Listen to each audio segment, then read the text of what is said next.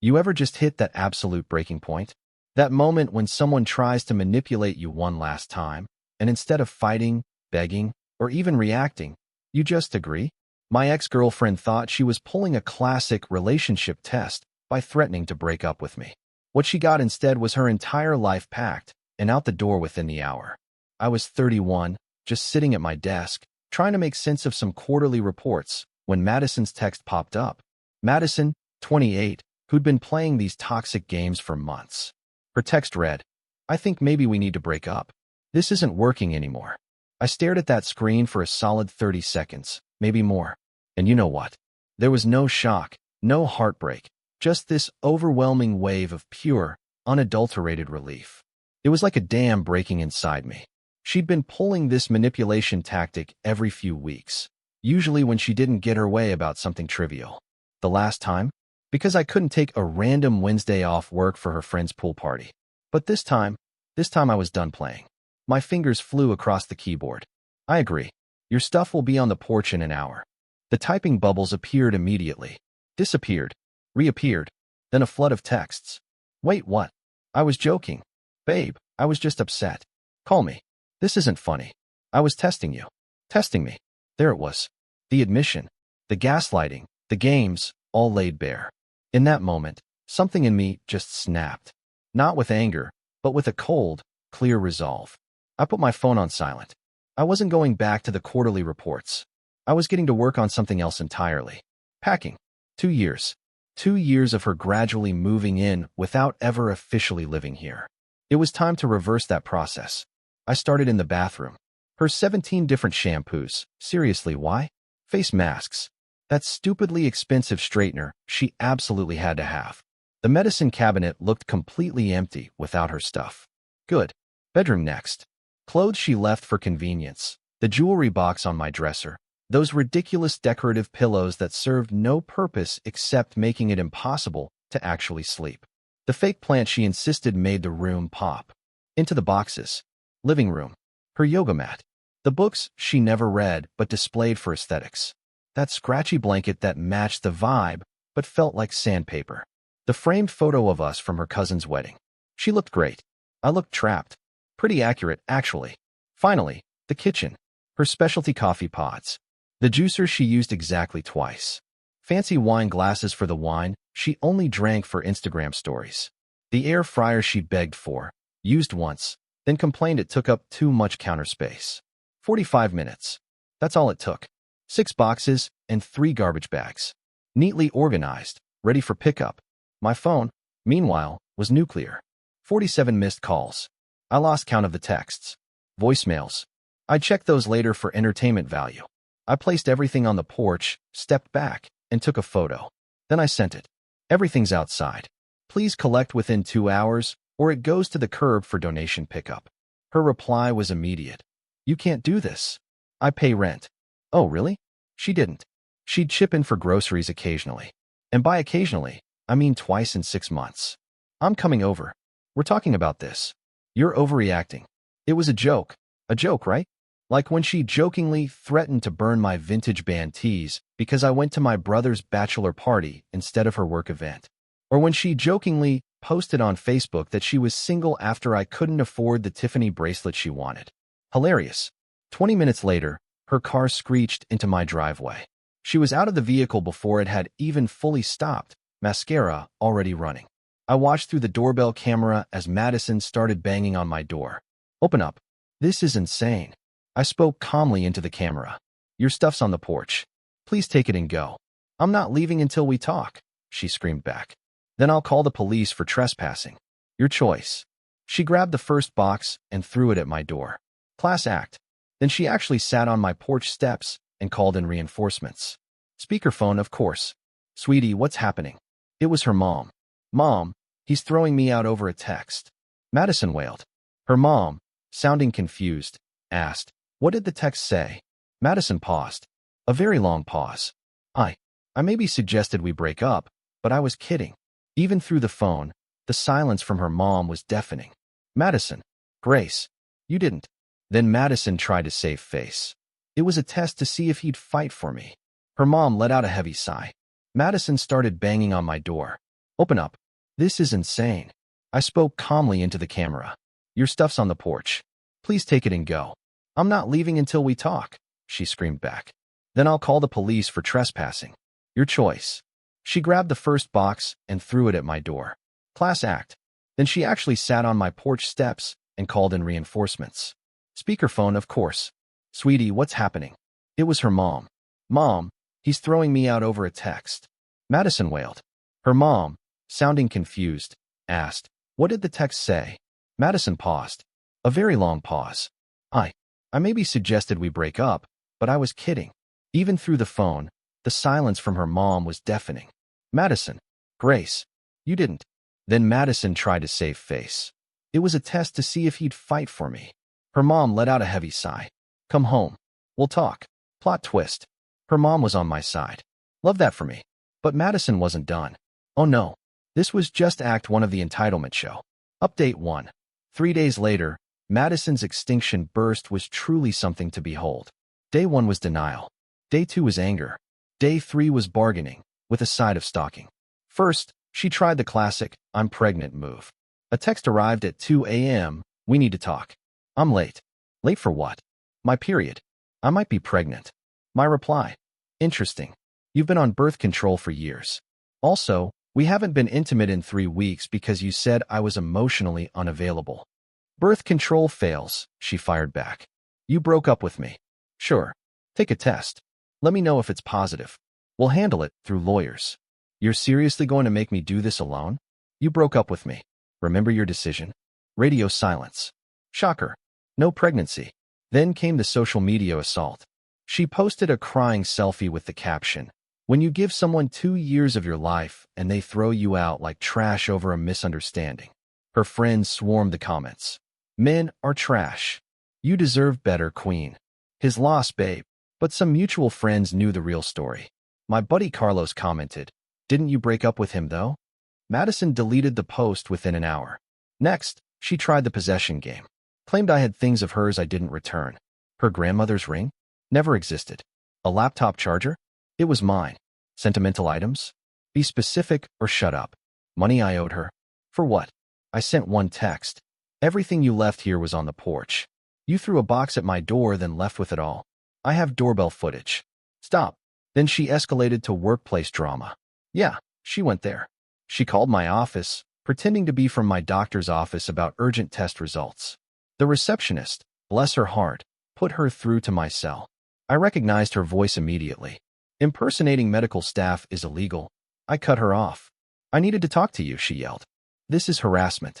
Next contact goes through lawyers. You can't threaten me. I know your secrets. What secrets? I chuckled, genuinely confused.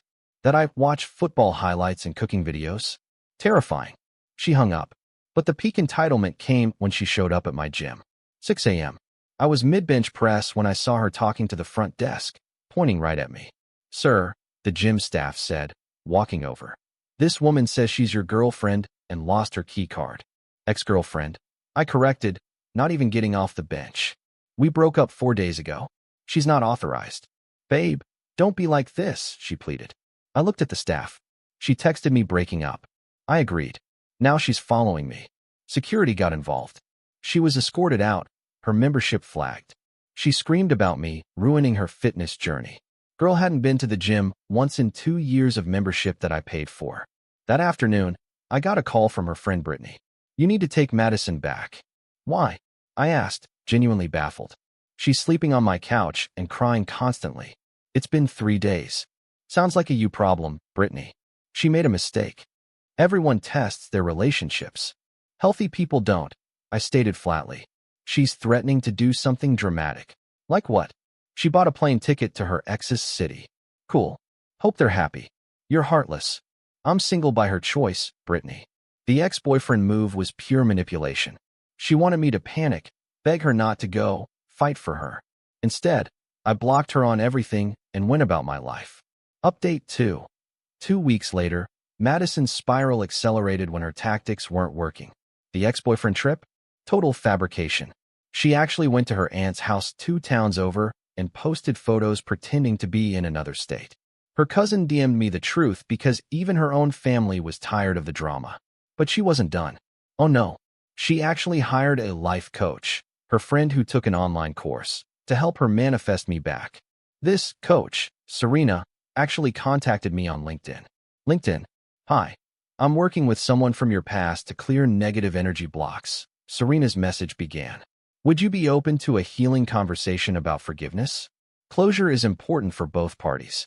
Spiritual growth. My reply was short. No. I added.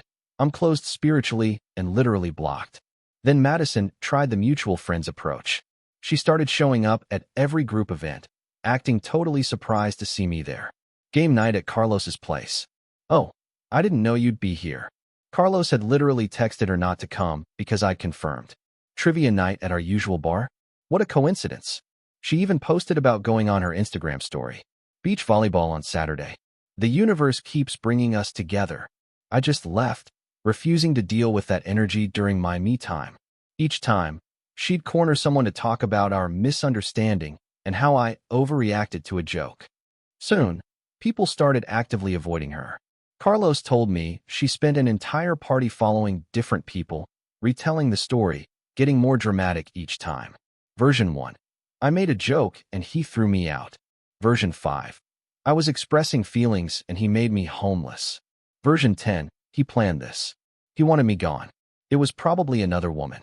There was no other woman, unless you count my Xbox, which, honestly, was getting far more attention now that I had peace.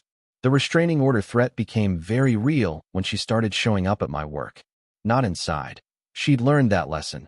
But outside, sitting in her car, waiting for my lunch break, holding a sign that said, "Let's talk." Security noticed. HR got involved.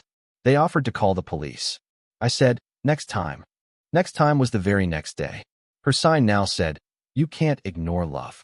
Police were called. She got a warning. I filed for a restraining order. But the absolute peak of her entitlement? She sent her new boyfriend to talk to me.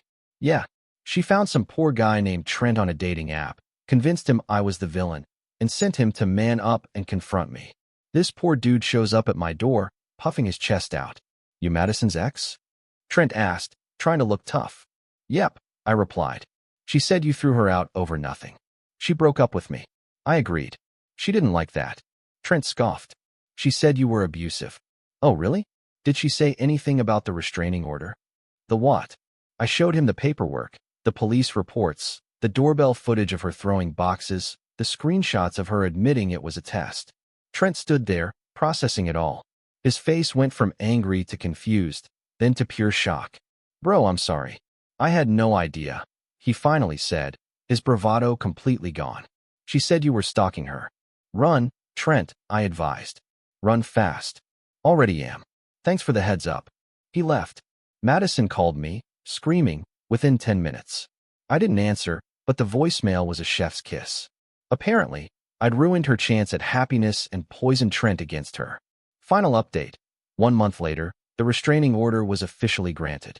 Madison had to stay 500 feet away from me, my home, and my workplace.